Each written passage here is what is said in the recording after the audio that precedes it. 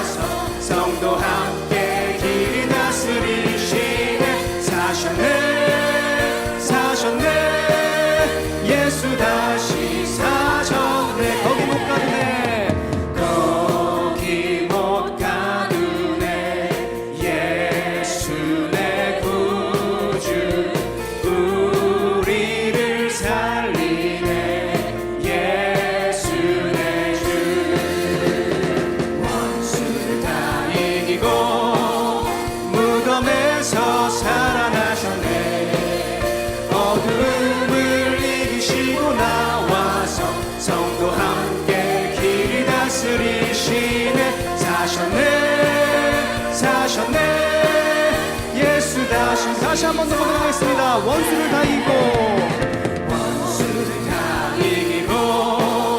무덤에서 살아나셨네.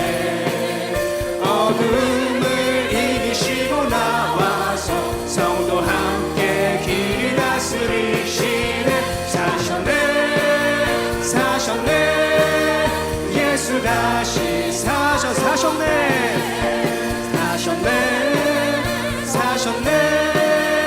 예수 다시 사셨네. 우리 다시 한 번 더 그리스도의 이름을 높이면서 우리 예수 이름 높이세 찬양하도록 하겠습니다.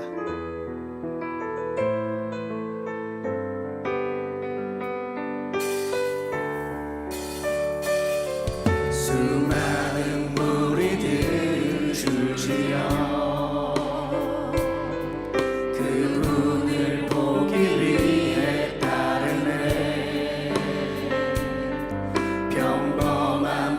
주이신 그분 앞에 모든 무릎이 꿇어 경배하네. 모든 문제들 하나하나 죽음까지도 힘을 잃고 생명의 근원 되신 예수 이름 앞에 모든 권세들 굴복하네. 예수 이름 높이세. 능력의 그 이름 예수 이름 높이세. 구원의 그 이름 예수 이름을 부르는 자 예수 이름을 믿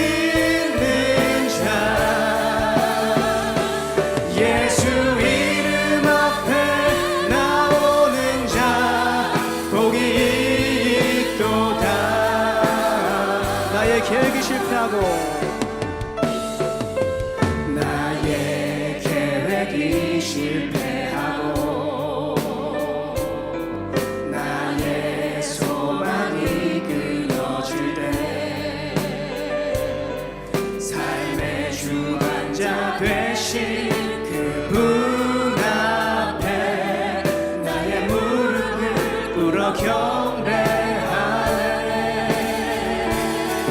나의 삶을 그분께 맡길 때 비로소 나의 마음 평안해. 구원의 반석 되신 예수의 이름을 소리 높여 찬송하네. 예수 이름 높이세. 예수 이름 높이세. 능력의 그 이름 예수 이름 높이세. 구원의 그 이름 예수 이름을 부르는 자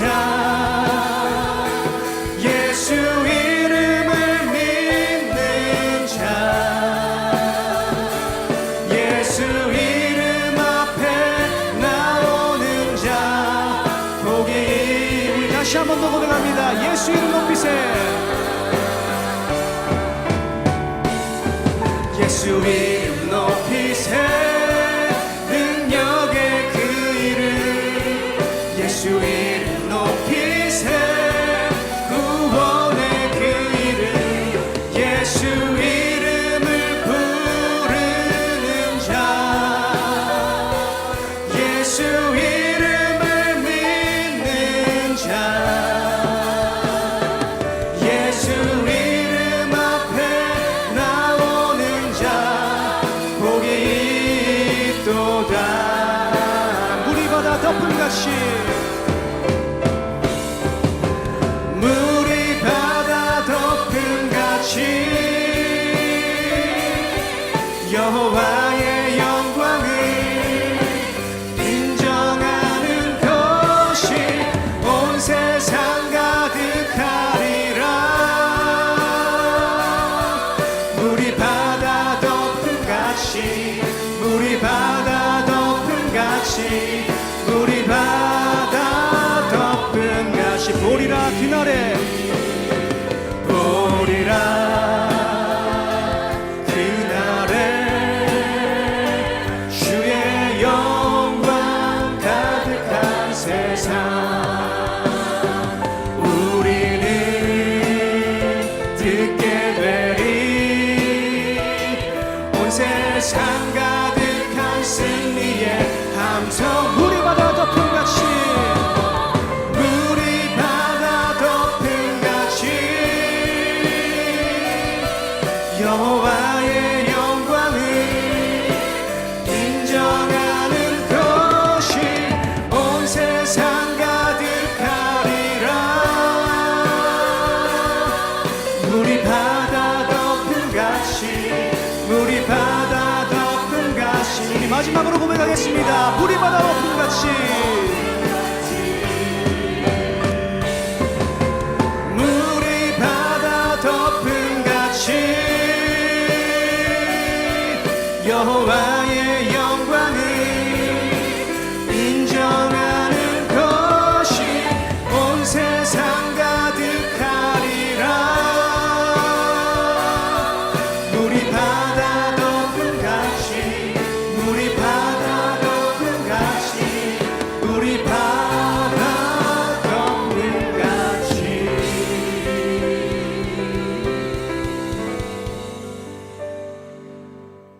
사랑과 은혜가 풍성하신 살아계신 하나님 아버지, 오늘도 우리에게 예배의 자리로 불러서 하나님을 예배하게 하심을 감사드립니다. 온 교회 식구님들과 함께 예수 그리스도의 이름으로 이곳에 모여 함께 찬양하며 예배를 드리며 식구들 간에 함께 삶을 나누며 교제하게 하심을 감사드립니다. 이 시간 우리의 예배의 대장자이신 하나님께만 마음을 모아 전심으로 예배드리게 하옵소서. 우리를 사랑하시되 끝까지 인내하셔서 우리에 대한 사랑을 독생자 예수 그리스도를 십자가에 못 박게 하시어 완성케 하심을 감사드립니다. 또한 부활하셔서 우리에게 부활의 소망을 주심을 감사드립니다. 우리도 끝까지 인내하여 삶의 경주를 잘 끝마칠 수 있도록 함께하여 주시옵소서. 온 교회가 연합하여 비전관의 건축을 시작하게 하신 하나님께 감사와 찬양과 영광을 올려드립니다. 다시 한번 함께 모여 하나된 마음으로 건축이 마치기까지 마음을 모으게 하시고 기도로 모든 과정이 잘 이루어질 수 있도록 성령 하나님께서 인도하여 주시옵소서. 하나님 아버지, 우리가 하나님을 아버지라고 부르게 하심을 감사드립니다. 115년 동안 사상교회와 함께 하신 하나님 아버지, 앞으로도 우리 사상교회의 어르신들의 신앙을 잘 본받아 열심을 다하여 하나님을 섬기게 하시고 또한 우리의 삶을 인도하셔서 다음 세대들의 본보기가 될 수 있도록 날마다 우리의 삶을 치열하게 살아날 수 있도록 우리를 인도하여 주시옵소서. 오늘도 우리의 예배를 기쁘시게 받으시는 하나님 아버지, 이 시간 말씀을 전하시는 권진덕 목사님께 은혜와 평강을 주셔서 하나님의 말씀을 대언하실 때에 우리의 마음 가운데 새겨지게 하여 한 주간을 살아가는 힘이 될 수 있도록 이 시간 집중하게 하옵소서. 장립 집사님들의 찬양을 기쁘게 받아 주시옵소서. 예배를 마치고 돌아가는 사상교회 식구님들의 삶을 하나님께서 간섭하여 주시옵소서. 지금도 보좌 우편에서 우리를 위해 기도하시는 예수 그리스도의 이름으로 기도드립니다. 아멘.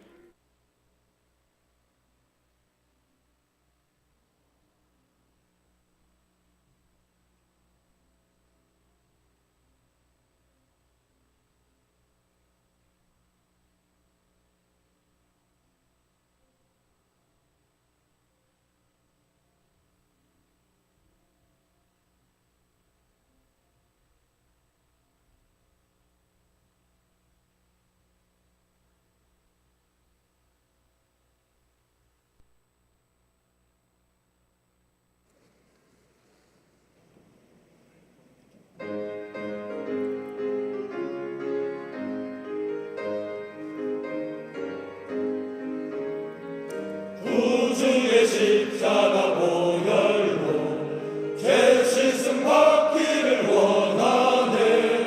내 죄를 씻으신 주 이름 찬송합시다. 찬송합시다. 찬송합시다. 내 죄를 씻으신 주 이름 찬송합시다.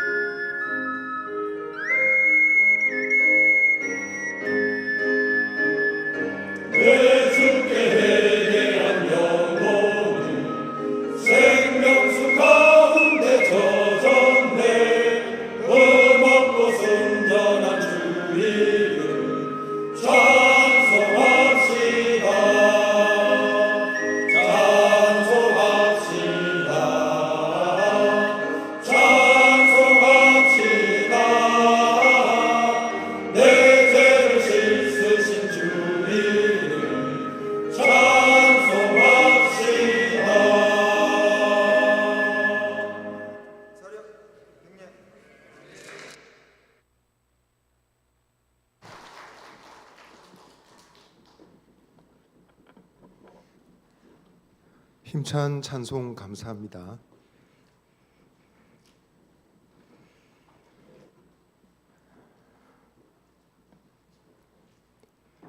우리 4월 암송 구절 한번 암송하시겠습니다. 4월 암송 구절입니다. 시작. 요한복음 17 하나님과 그가 보내신 자 예수 그리스도를 아는 것이니이다. 요한복음 17장 3절 말씀. 아멘. 오늘 하나님께서 우리에게 주신 말씀 읽겠습니다. 신약성경 빌립보서 1장 1절로 2절. 빌립보서 1장 1절로 2절 말씀입니다. 우리 두 절 말씀 한 목소리로 함께 읽으시겠습니다. 시작. 그리스도 예수의 종 바울과 디모데는 그리스도 예수 안에서 빌립보에 사는 모든 성도와 또한 감독들과 집사들에게 편지하노니 하나님 우리 아버지와 주 예수 그리스도로부터 은혜와 평강이 너희에게 있을지어다. 아멘. 우리 서로에게 믿음의 말 나누겠습니다. 이렇게 말하겠습니다. 예수님 안에 좋은 일이 있습니다. 한 번 더 말씀해 주십시오. 예수님 안에서 잘 되어 가고 있습니다. 아멘. 시골에 계신 아버지가 도시에서 대학을 다니는 아들로부터 연이어 두 통의 편지를 받았습니다. 편지의 내용이 이렇습니다. 아버지, 그동안 무고하신지요? 집안도 평안하시고요? 자꾸만 돈 붙여달라고 해서 죄송합니다. 100만 원이 또 필요합니다. 이러는 제 마음 염치 없고 송구스럽기 짝이 없습니다. 하지만 여기저기서 외상값 독촉이 심해 어쩔 수 없이 편지를 올립니다. 이 불효자식 고향을 향해 무릎을 꿇고 용서를 빕니다. 이렇게 쓰여 있었습니다. 그리고 두 번째 편지는 또 이렇게 쓰여 있었습니다. 아버지, 편지를 붙이고 나니 너무 송구스러운 마음이 들어서 다시 우체국에 쫓아갔습니다. 편지를 되돌려 받아서 태워버리고 싶었거든요. 뛰어가면서 편지가 그대로 있기를 하나님께 두 손 모아 기도했지요. 그런데 너무 늦어 이미 발송이 끝나버린 상태였습니다. 아들의 불찰을 용서해 주세요. 앞서 붙인 편지에 계좌번호를 안 적은 것 같아 다시 편지를 올립니다. 이 두 통의 편지를 받은 아버지는 즉시 아들에게 답장을 썼습니다. 이렇게 썼습니다. 사랑하는 아들아, 너의 간절한 기도를 하나님께서 들으셨나 보다. 내 편지 받지 못했다. 그러니 걱정 말고 부디 공부에 전념하도록 해라 라고 답을 했답니다. 여러분, 지금은 편지를 잘 쓰지 않지만 편지는 항상 중요한 용건을 담고 있죠. 이렇게 매체가 발달된 시대에도 편지를 쓰는 경우들이 있습니다. 인사말이 길고 정중할수록 그 속에는 중요한 용건이 담겨 있습니다. 여러분, 우리가 성경을 읽다 보면 성경에 편지라는 장르의 글들이 있는 것을 알게 됩니다. 지금처럼 인터넷도 없고 휴대폰도 없던 시절입니다. 그러니 여러분, 이 편지 속에는 더더욱 중요한 용건이 담기기 마련입니다. 우리가 읽은 빌립보서는 여러분, 사도 바울이 빌립보 교인들을 향해서 쓴 편지입니다.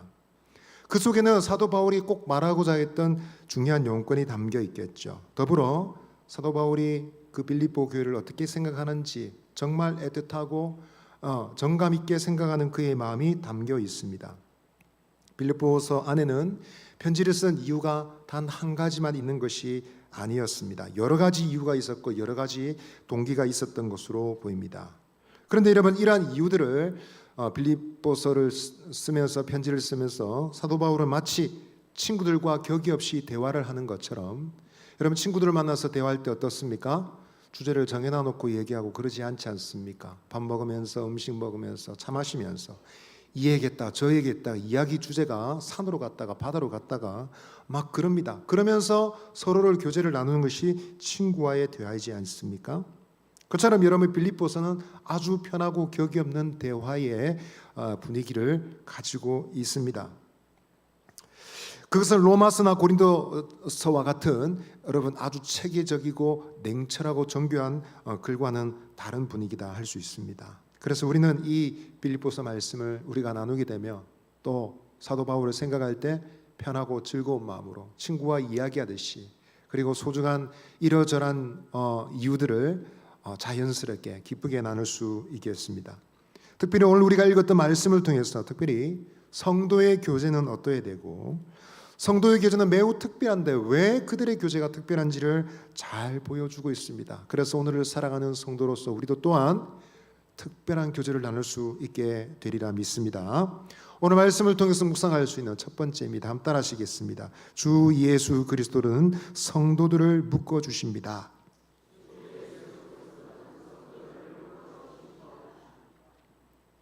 오늘 본문에서는 여러분 예수님에 대한 이름이 자주 등장하고 있습니다. 2절이라는 길지 않은 그 분량 안에 무려 예수님의 이름이 3번이나 등장하고 있습니다. 이러한 일들을 통해서 우리가 알 수 있는 것은 아하, 예수 그리스도께서 성도끼리 묶어주시는구나 라는 사실입니다.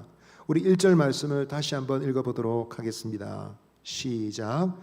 그리스도 예수의 종 바울과 디모데는 그리스도 예수 안에서 빌립보에 사는 모든 성도와 또한 감독들과 집사들에게 편지하노니.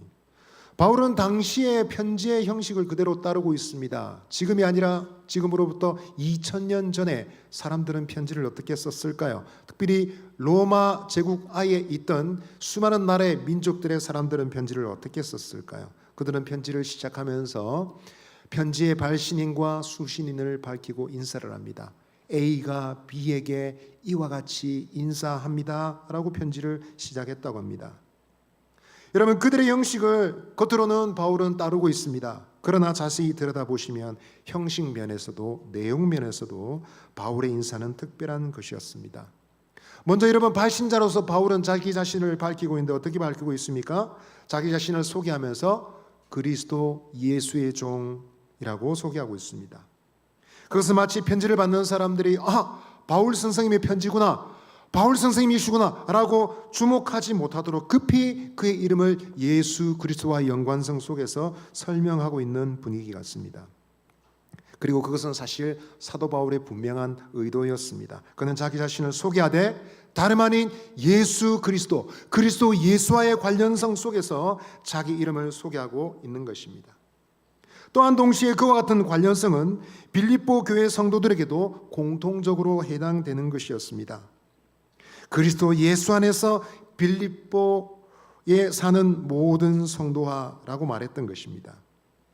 여러분 이를 통해서 우리가 알 수 있는 것은 사람과 사람 사이의 연결에 있어서 그리스도의 역할이 굉장히 중요하다는 것입니다. 그리스도 예수님의 역할은 사람과 연결이 그저 일상적인 면을 뛰어넘게 하는 면이 있습니다. 여러분 세상에는 정말 많은 사람들이 있죠. 그리고 다양한 인간관계를 이루고 있습니다. 성향이 비슷한 사람, 또 다른 사람, 여러 성향의 사람들이 있습니다. 사람들은 어떤 사람들과 사귀게 될까요? 서로 소중하게 여기고 존중히 여기는 사람들끼리 서로 묶이게 되어 있습니다. 그리고 그러한 관계 속에서 중요한 용건이 왔다 갔다 합니다. 굳이 신앙이 없어도 이렇게 중요한 것을 주고받는 관계는 끈끈해지고 오래가게 되어 있습니다. 반대로 여러분 친밀하고 끈끈한 관계 속에서 또 굉장히 중요한 내용들이 오가고는 합니다. 그러나 여러분 오래된 관계라고 해서 친밀감 있는 관계라고 해서 다 좋은 관계, 이상적인 관계는 아닙니다. 중요한 것은 사람의 관계를 통해서 참된 인생의 열매, 선한 열매가 맺혀져야 된다라는 것입니다. 지금 여러분 바울은 세상의 수많은 관계 속에서 정말 가치가 있고 소중한 관계가 어떤 것인지 오늘 단적으로 보여주고 있습니다.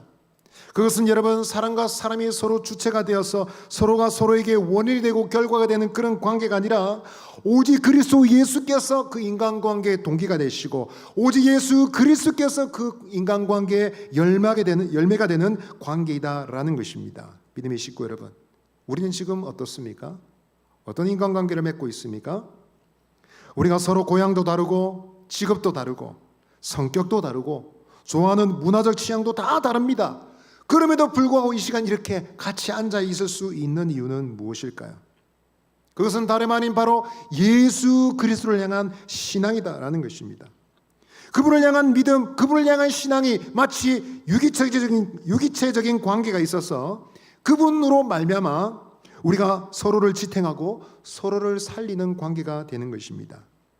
여러분, 이런 관계적 특성을 이해한다면 누구든지 여러분 그리스도 안에 있게 되기를, 그리스도를 더 알게 되기를 힘쓰게 될 것입니다.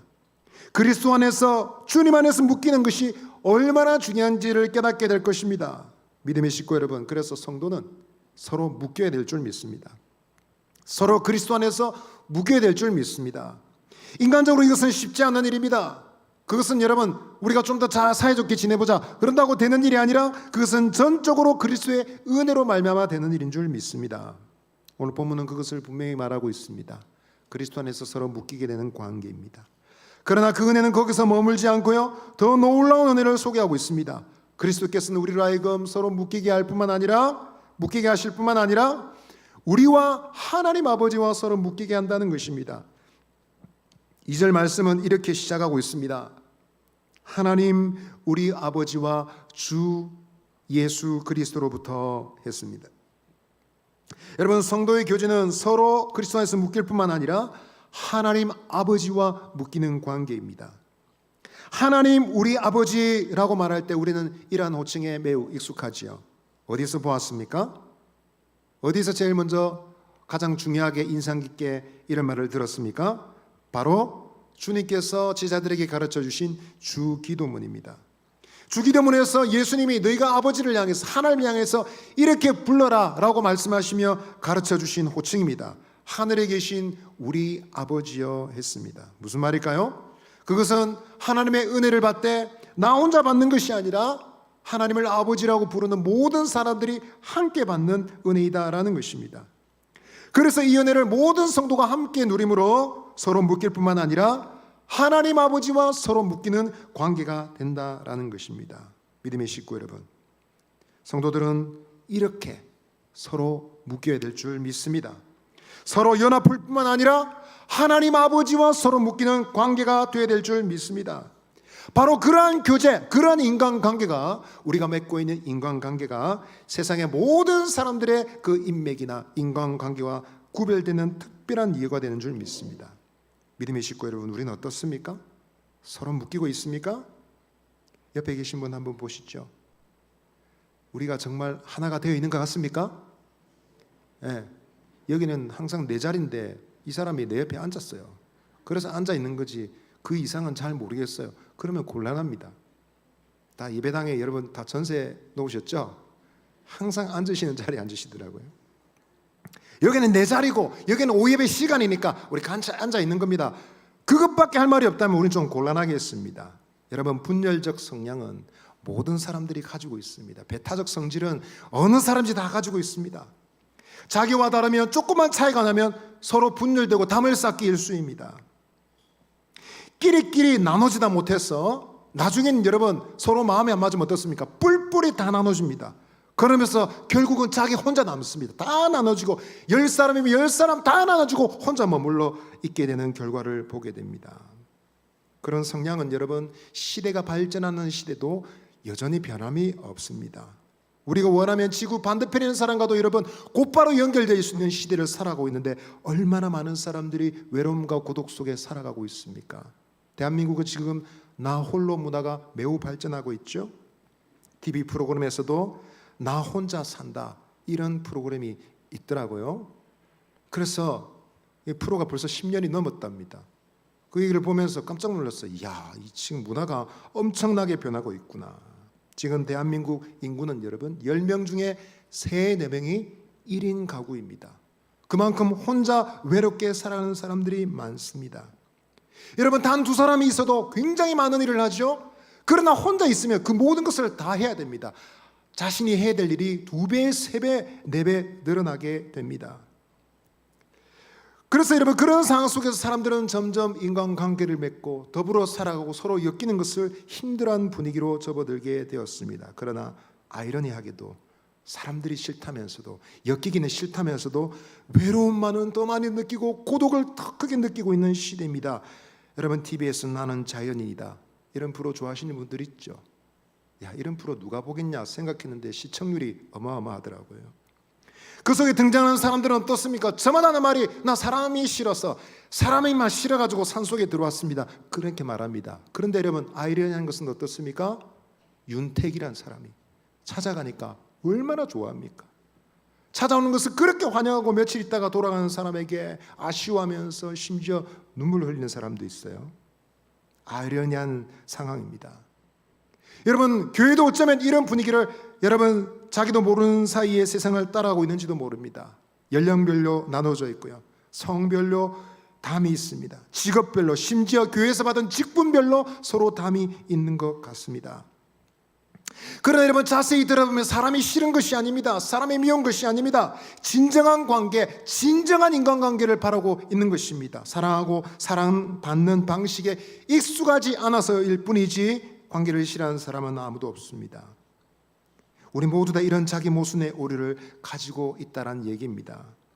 우리가 우리 스스로에게 이런 오류를 발견할수록 우리에게는 여러분, 성도의 교제의 원리가 중요하다는 사실을 다시 확인하게 됩니다. 여러분, 그리스도의 도움 없이, 예수님을 아는 그 신앙적 사건 없이는 서로를 향해서 묶일 만한 이유도 동기도 잘 찾지 못하는 우리 자신이다라는 것입니다. 그러므로 여러분, 성도에게서 가장 중요한 것은 예수 그리스도의 관계를 고이 간직하는 것입니다. 서로 묶일 뿐만 아니라 그리스도와 묶일 때 여러분, 그리스도 안에서 진정한 관계를 발견하게 된다라는 것입니다. 여러분, 그 유익을 우리가 누리고 있지 않습니까? 작년에도 여러분, 어떤 한 어르신이 예배를 마치고 돌아가시다가 쓰러지셨습니다. 길에서. 왜 하필 교회 마치고 돌아갔다가 이런 일이 생길까? 한편으로는 그렇게 생각할 수가 있죠. 그러나 여러분, 다른 한편으로 긍정적으로 생각하면 차라리 그것이 다행이었지 않느냐, 이런 생각이 듭니다. 왜냐하면 여러분, 쓰러지신 그 자리에 함께 동행하는 분들이 같이 있었거든요. 그래서 옆에 있는 분들이 깜짝 놀랐습니다. 쓰러지자마자 팔다리 주무리고, 여러분 119 전화해서 곧바로 여러분 차를 불렀습니다. 쓰러지시자마자 곧바로 차가 왔고 실려서 병원으로 실려갔습니다. 병원에서 여러분 살펴보고 즉각적으로 여러분 혈관 수술이 이루어졌습니다. 그런 일들이 여러분 한밤중에 아무도 없는 시간에 나 혼자 집에 있을 때 일어났다고 하면 생각해, 소위 말하면 고독사이죠. 고독사의 문제가 얼마나 심각합니까? 홀로 있을 때 그런 일이 일어났다고 생각해 보십시오. 얼마나 많은 어르신들이 그 때문에 돌아가십니까? 근데 이분은 병원에서 치료를 받으셨습니다. 빠른 속도로 회복이 되셨습니다.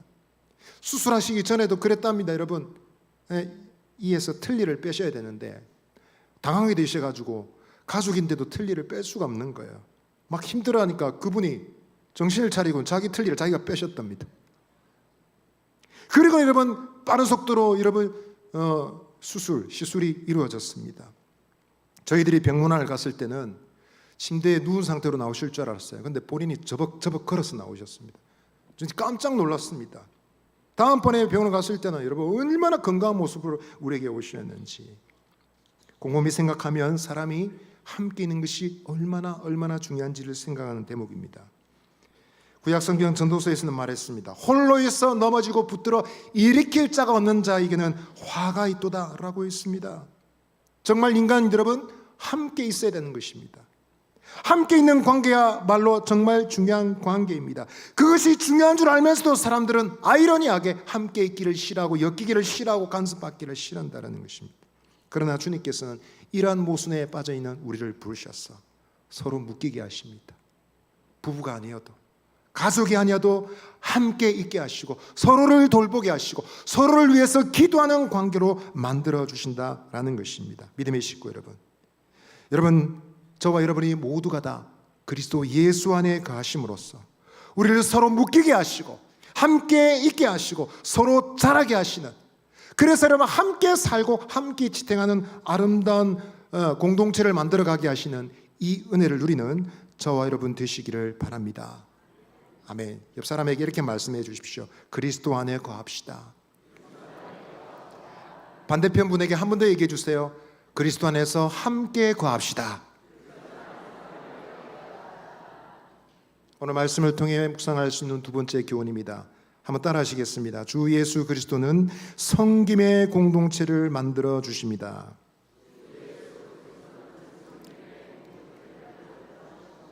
여러분, 신앙이 좋으면 어떤 효과가 있을까요? 신앙이 좋다는 것은 어떤 말일까요? 신앙이 좋아지면 좋아질수록 기도실에 깊이 들어가고, 신앙이 좋아지면 좋아질수록 예배당에 앉아 있을 시간이 길어지고, 속세와 연을 끊고 거룩한 자리에, 나 홀로 거룩한 자리에 간다. 그것이 신앙의 모습일까요? 그렇지 않습니다. 신앙이 좋아질수록 여러분, 성경이 말하는 바는 관계가 좋아진다라고 말하고 있습니다. 여러분, 1절 말씀 다시 보시면 제가 읽어드리겠습니다. 그리스도 예수의 종 바울과 디모데는 그리스도 예수 안에서 빌립보에 사는 모든 성도와 또한 감독들과 집사들에게 편지하노니 했습니다. 바울은 1절에서 자신을 소개할 때 그리스도 예수의 종이라고 소개했다고 했습니다. 여러분, 이 종이란 말의 헬라어는 둘로스란 말입니다. 이거 중요한 말이니까 한번 따라해 보시죠. 둘로스. 다시 한번 따라하시죠. 둘로스. 여러분, 종이란 뜻입니다. 이 종이란 말은 여러 가지 의미로 사용됩니다. 노예란 뜻이죠. 그것은 여러분 조금 더 자세하게 적용되어서 굴욕이라는 말, 혹은 아첨이란 말, 혹은 철저한 복종이라는 이런 부정적인 개념을 가지고 있습니다. 여러분, 노예는 잘 아신 대로 자치권이 없습니다. 스스로 뭔가를 결정할 수 있는 그런 인생이 아닙니다. 힘들게 일을 해야 됩니다. 노동을 해야 됩니다. 그 노동도 굉장히 강제적인 성격입니다. 그래서 그 당시에 살아난 사람들에게 노예 같은 인생이다, 이 말은 절대로 좋은 말이 아니지요. 그러나 여러분, 바울은 지금 이 말을 긍정적으로 사용하고 있습니다. 나 바울은 그리스도 예수의 종이다 라고 말하고 있습니다. 다른 사람들에게는 불쾌할 수 있는 표현이었지만 바울은 그렇게 말하고 있지 않습니다. 왜냐하면 그는 사람의 노예가 아니라, 사람의 종이 아니라 하나님의 노예, 그리스도의 노예, 그리스도의 종이다 라고 스스로 표현하고 있기 때문입니다. 여러분, 그 당시에 노예라는 계층이 있는 사람들이 가장 많이 쓰는 말은 주인님이란 말입니다. 주인님, 주라는 말입니다. 이 말은 또한 여러분 헬라어로 퀴리오스라고 합니다. 중요한 말이니까 다시 한번 따라 하시겠습니다. 퀴리오스. 옆 사람에게 한번 말씀해 주시죠. 퀴리오스는 주인이라는 뜻입니다. 자, 그럼 반대편은 또 얘기해 주세요. 둘로스는 종이라는 뜻입니다. 퀴리오스라고 했습니다. 여러분, 이 말은 구약 성경을 헬라어로 기원전 300년, 200년경에 번역을 했는 70인역이라고 합니다. 여러분, 이 성경 번역할 때 여호와 하나님을 향해서 주여라고 말할 때 그에 해당되는 단어를 사용한 단어가 퀴리오스입니다. 그러니까 여러분, 여호와 하나님을 향해서 주여라고 부르는, 여러분 퀴리오스라고 부르는 사람은 어떤 사람일까요? 여호와의 종이죠. 구약 성경에서 여호와의 종이라고 그러면 선지자적 성격을 가지고 있는, 대단한 지도자적 권위를 가지고 있는 위대한 인물입니다. 그래서 여러분 종이라고 말할 때, 여호와의 종이라고 말할 때 그런 의미가 분명히 있습니다. 그러나 오늘 본문에서 바울은 그런 의미보다는 첫 번째 의미, 로마 사회, 헬라 사회에서 주로 썼던 사용했던 둘로스 의미, 즉 복종과 노예와 섬김과 봉사와 종속의 의미를 사용해서 둘로스라고 사용했습니다. 여러분, 이와 같은 의미의 사용은 오늘 빌립보서 전체의 문맥과도 매우 어울리는 것입니다. 여러분, 바울의 인사의 특징은 무엇입니까? 그는 종이라는 말에 자신과 함께 디모데를 함께 묶었다는 것입니다. 1절 말씀 분명히 보시면 그리스도 예수의 종 바울과 디모데는 했습니다. 성경을 유심히 읽어보시는 분들은 이거 좀 다른데, 평소와는 다른데 라는 사실을 발견하게 될 겁니다. 왜냐하면 여러분, 사도 바울은 항상 서신서를 쓸 때에 자기 자신을 소개할 때 그리스도 예수의 사도된 바울은 사도라고 소개했습니다.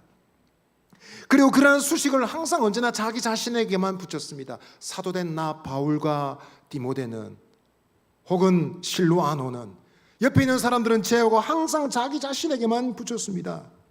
그러나 여러분, 오늘 1절에서 사도 바울은 자신을 사도라고 소개하고 있지 않습니다. 빌립보 교회를 향해서 나는 그리스도의 종이다 라고 얘기했습니다. 왜 그랬을까요? 빌립보 교회는 바울이 그리스도의 사도란 사실을 인정하고 존중하고 있기 때문이죠. 이미 알고 있는 사람들에게 강조할 필요가 없습니다.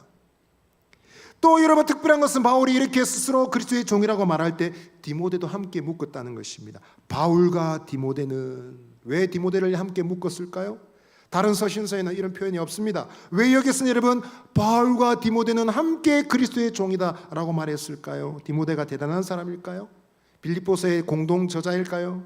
아니면 빌립보 교회를 함께 세운 사람입니까? 아니면 여러분 바울의 편지를 대사하는 대필자였기 때문에 그랬을까요? 여러분 전후 문맥을 생각하면서 알 수 있는 이유는 바울의 겸손한 마음을 표현하고자 한 것입니다. 그리고 여러분 빌립보 교회가 어떤 상황인지를 보여주고 있는 것입니다.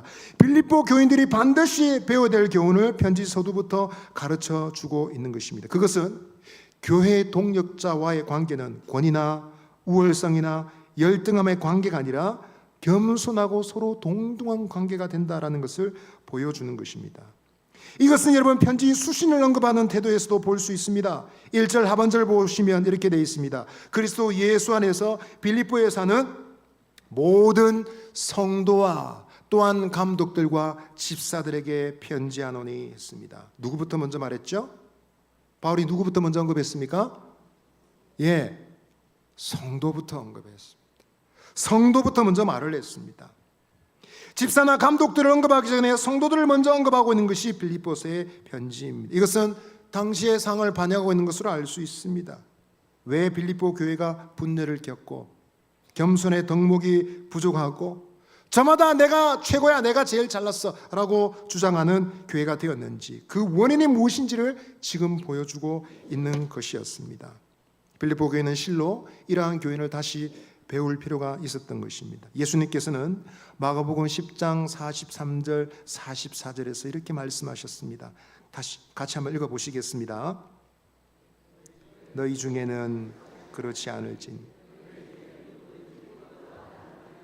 섬기는 자가 되고 누구든지 으뜸이 되고자 하는 자는 모든 사람의 종이 되어야 하리라.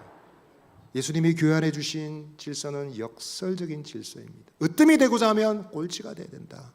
낮은 자리에 있을수록 그가 높은 사람이요 섬기는 사람일수록 대단한 사람이다 라고 말씀해 주셨습니다. 예수님은 요한복음 13장에서 제자들의 발을 씻겨주시면서 제자들이 그대로 따라하기를 바라시면서 그렇게 행하였다라고 공개적으로 말씀하셨습니다.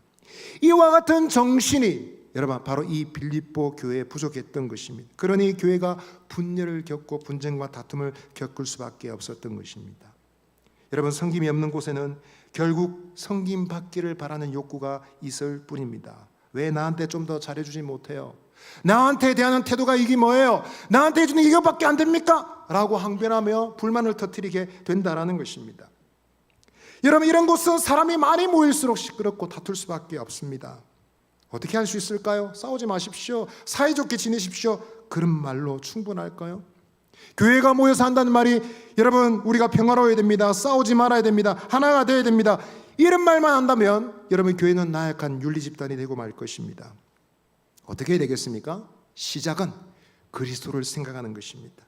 예수님이 어떤 분이신지, 예수님이 어떤 모습으로 이 땅에 사셨는지를 다시 기억할 때 새로운 변화는 시작된다라는 것입니다. 한번 따라 하십시다. 예수님을 기억합시다.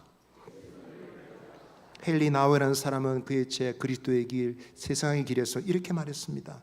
그리스도의 길은 한마디로 말해서 하향성의 길입니다. 낮은 곳으로 낮은 곳으로 낮은 곳으로 내려가는 길입니다. 반대로 세상의 길은 상향성의 길입니다. 높은 곳으로 높은 곳으로 올라가는 길입니다. 그러면서 그가 언급했어요. 빌립보서 2장 5절 7절 너희 안에 이 마음을 품으라.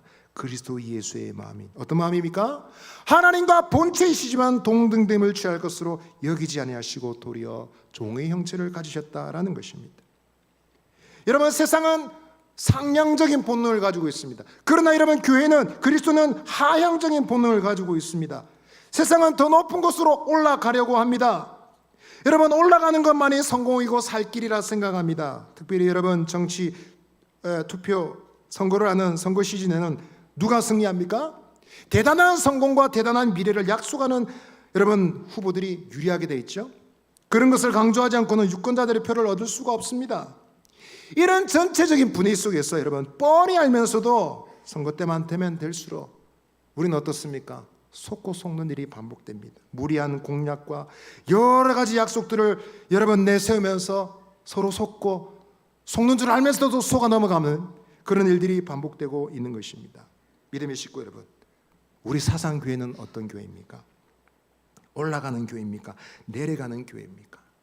올라가고자 길을 쓰고 애를 쓰는 교회입니까? 아니면 내려가고자 더 낮은 곳으로 내려가고자 몸부림치는 교회입니까? 내려가는 것은 쉬운 일이 아니죠. 자존심도 내려놔야 되고 욕심도 꺾어야 됩니다. 편한 길이 아닙니다. 낮은 곳으로 간다는 것은 가만히 있는 것을 말하는 것이 아닙니다. 여러분, 아닌 듯 하면서 실상은 여러분 2배로 바쁘고 힘든 것입니다. 섬김을 무엇이라 말할 수 있습니까? 그것은 쉽게 말하면 백조와도 같은 것입니다. 누구와도 같다고요? 물에 있던 백조 보면 얼마나 우아합니까? 다 고요하게 물에 탁 떠 있는 것 같습니다. 그러나 물 밑을 보면 어떻습니까? 백조의 발은 매우 바쁘게 분주하게 물장구를 치고 있습니다. 섬긴다는 것은 그런 것입니다. 저 집사님 참 멋있어, 섬김도 잘하시고 참 우아하셔 라고 말할지 모르지만 여러분, 실상은 어떻습니까? 매우 바쁘고 힘들고 피곤합니다. 봉사하고 섬기시는 분들 어떻습니까? 시간이 남아돌아서 봉사하는 게 아니고요, 내 해야 될 일 있고 생업이 있고 바쁘지만 그럼에도 불구하고 시간을 쪼개서 섬깁니다. 2배, 3배 바쁩니다. 여러분, 하나님을 믿는다는 것, 하나님께 맡긴다는 것도 바로 이런 것입니다. 말씀에 복종하지 않는 사람, 순종하지 않는 사람, 아직 돌아오지 않는 사람을 하나님께 맡깁시다. 말은 좋죠. 여러분, 맡긴다는 것은 어떻게 한다는 것입니까? 아무것도 하지 않고 내버려 두는 것이 아닙니다. 그것은 여러분 더 열심히, 더 최선을 다해서 보이지 않게 섬긴다는 것이죠. 하나님께 맡깁니다라는 말을 게으름과 태만을 포장한 듯한 인상을 받기도 합니다. 그러나 여러분, 하나님께 맡긴다는 것은 내가 가만히 있지 않겠다라는 것입니다. 하나님의 사랑이 필요하고 주님께 돌아오려 할 사람들을 위해서 내가 바쁘고 피곤하게 섬겨도 내가 기꺼이 그것을 받아들이겠습니다 라고 결단하는 것입니다. 믿음의 식구 여러분, 여러분 그리스도를 믿으신다면 섬김의 주를 꼭 기억하시기를 바랍니다. 우리 주 예수님은 어떤 분이십니까? 그분은 섬김의 주로 오셨습니다. 여러분, 만물 위에 뛰어나시고 하나님의 아들이시고 하나님이신 그분이 여러분 높임 받기 위해서 오신 것이 아니라 섬기시기 위해서 오셨습니다. 그러므로 그리스도의 진정한 형상은 섬김에서 나타나는 것입니다. 군림하고 지배하고 압제하는 여러분 모습은 성경이 말하는 그리스도의 형상이 아닙니다. 더 높은 곳으로 올라오고 더 많은 사람들의 섬김을 받고자 하는 초기의 제자들이 오해했던 그런 그리스도의 형상은 성경이 말하는 것이 아닙니다. 이렇게 그리스도를 잘못 알고 있는 사람들마다, 공동체마다 분쟁과 다툼을 피할 수 없을 것입니다. 그러나 섬김의 주를 알면 알수록 그 공동체는 아름다워지고 행복하여지고 세상을 아름답게 하는 섬김의 공동체로 변화될 줄 믿습니다. 아멘. 옆에 계신 분에게 이렇게 다시 한번 말씀하십시다. 섬김의 주 예수님을 기억합시다. 오늘 말씀을 통해 받을 수 있는 교훈 3번째입니다. 마지막으로 한번 따라하시겠습니다. 주 예수 그리스도는 아버지와 함께 은혜와 평강의 근원이 되십니다.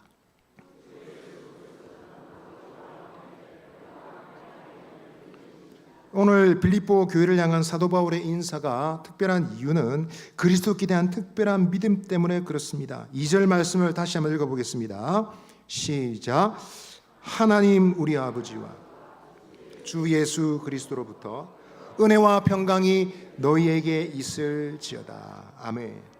바울은 당시의 서신의 형식을 따르고 있다고 말씀드렸습니다. 그것은 편지를 쓰기 시작할 때에 발신인, 그 다음에 수신인, 그 다음에 인사로 이어지는 형식으로 진행되었던 것입니다.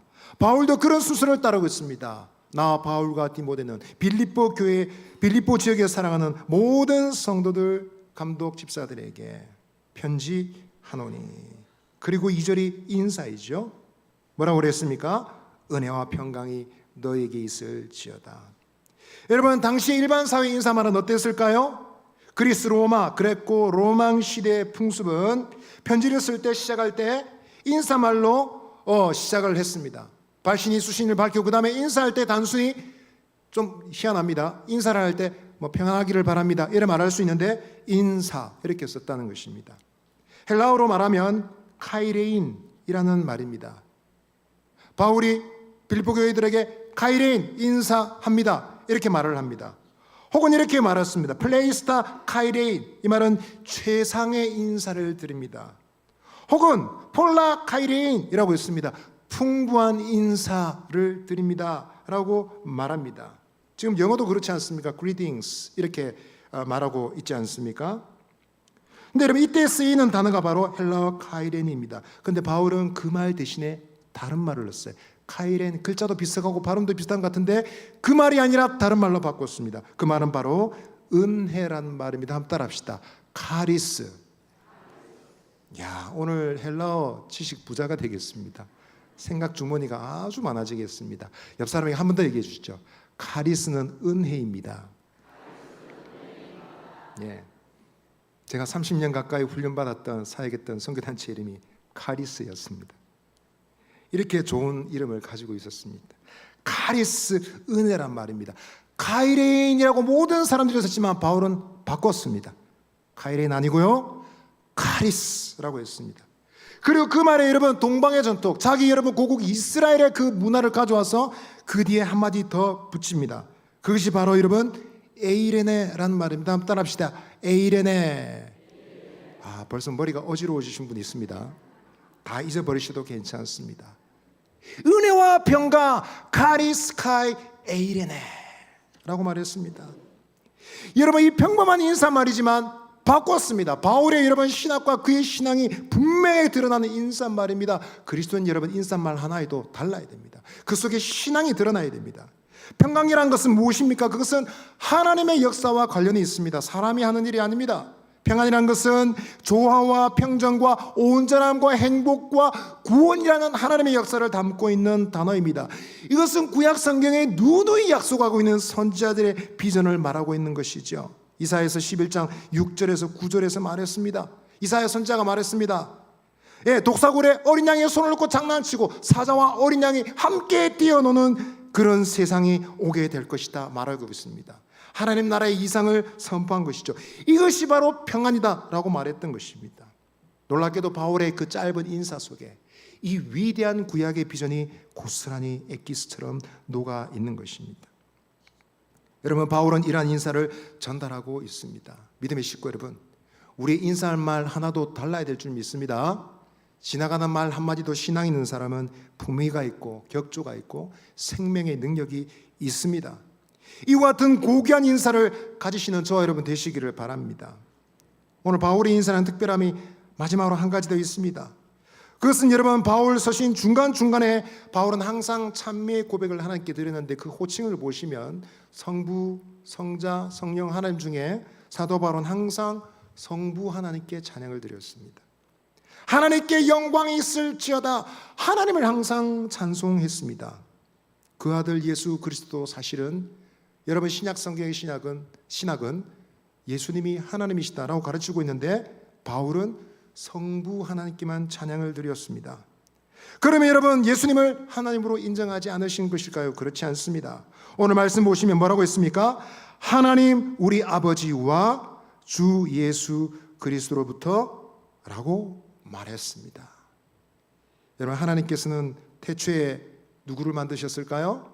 온 세상을 만드시고 누구를 창조하셨습니까? 남자와 여자를 창조하셨죠. 아시죠? 근데 여러분, 어떤 분들은 이것을 두고 이렇게 말했습니다. 하나님은 태초에 와를 창조하셨습니다. 한번 따라 합시죠. 하나님은 와를 창조하셨습니다. 서로 묶이는 것이죠. 여러분, 그 견본이, 그 시작이 하나님 자신이십니다. 하나님 아버지와 그리스도 서로 묶였습니다. 이것은 대등의 의미를 지니고 있는 단어입니다. 하나님 아버지로부터 은혜가 오듯이 예수 그리스도로부터도 은혜가 온다라는 것입니다. 하나님 아버지가 은혜의 근원이신 것처럼 그 아들 예수님도 은혜의 근원이 되신다. 즉 하나님도 구원의 근원이 되신 것처럼 예수님도 구원이 되신다. 결과적으로 예수님도 하나님이시다는 사실을 간접적으로 말하고 있는 것입니다. 여러분, 이 놀라운 은혜가 누구에게 있습니까? 빌립보 교회에게, 성도들에게 있습니다. 아버지로부터 사랑을 받고, 아들로부터 사랑을 받고, 성부 하나님으로부터 은혜를 받고, 성자 하나님으로부터 은혜를 받는 존재들이 바로 성도들이요 교회인 줄 믿습니다. 믿으십니까? 한번 따라하십시다. 우리는 복 받았습니다. 여러분, 이 복을 다른 것으로 대체하려 하지 마시기를 바랍니다. 신앙이 좀 부족해도 가족 모두 건강하고 잘 되고 돈 많이 벌고 그러면 됐지 뭐. 혹시 그렇게 생각하고 있지 않습니까?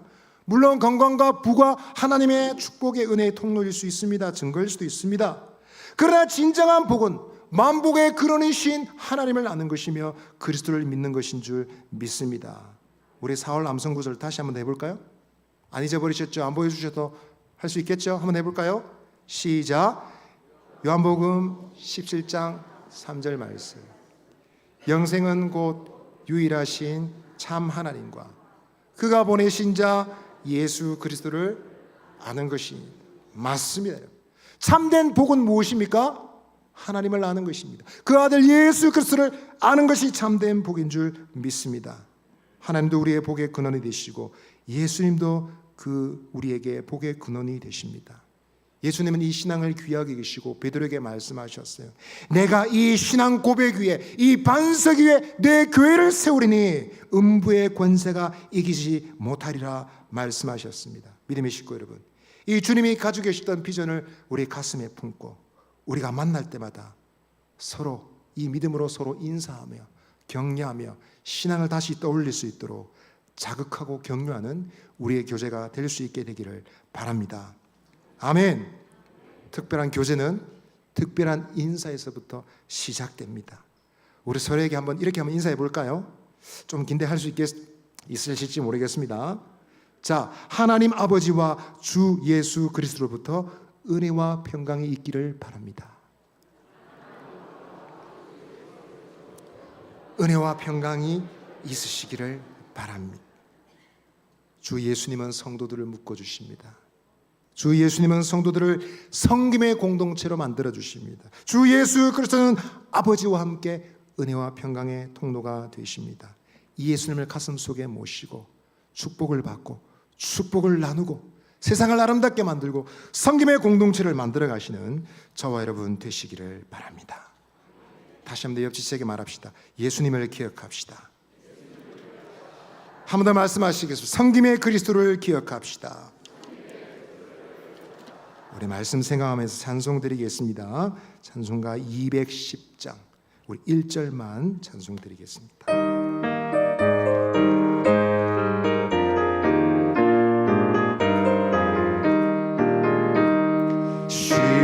시온성과 같은 교회 그의 영광은 없다. 허락하신 말씀대로 주가 진히 세웠다. 반석 위에 세운 교회 흔들 자가 누구랴. 모든 원수 애워싸고 아무 근심 없도다. 이 시간 한번 기도하시겠습니다. 비전관 건축공사가 계속되고 있습니다. 건물은 아름답고 훌륭하게 지어질 것이라 확신합니다. 그러나 여러분, 눈에 보이지 않는 우리의 교회의 모습은 어떻습니까? 눈에 보이는 건물보다 훨씬 더 아름답고 복되고 소중한 교회 세워지기를 원합니다. 예수님을 생각함으로 서로 하나가 되는 교회, 예수님을 생각함으로 섬김의 공동체를 세워가는 우리 교회가 되게 하여 주옵소서. 보이는 건물보다 더 아름답고 칭송을 받는 사상교회 되기를 원합니다. 그런 교회로 세워져 갈 수 있도록 은혜 더하여 주옵소서. 예수님을 생각함으로 아름다운 교회로 세워지는 우리 공동체가 되게 하여 주옵소서. 우리 주여 한번 외치시고 기도하며 나아가시겠습니다. 주여, 하나님 아버지 감사합니다. 눈에 보이는 어떤 아름다운 건물보다 보이지 않는 교회가 아름다웠어. 아버지 하나님, 주께 영광이 되고 세상으로부터 칭찬 듣는 칭송을 받는 우리 교회가 될 수 있기를 간절히 기도합니다. 아버지 하나님, 자신밖에 모르는 우리를 부르셔서 하나 되게 하신 주님을 찬양합니다. 우리를 부르셔서 섬김의 공동체 만들어주신 주연에 감사합니다. 섬기신 예수님, 주님을 생각하고 주님을 우리의 가슴속에 가득히 모심으로 섬김의 공동체를 만들어가는 저희들이 되게 하여 주옵소서.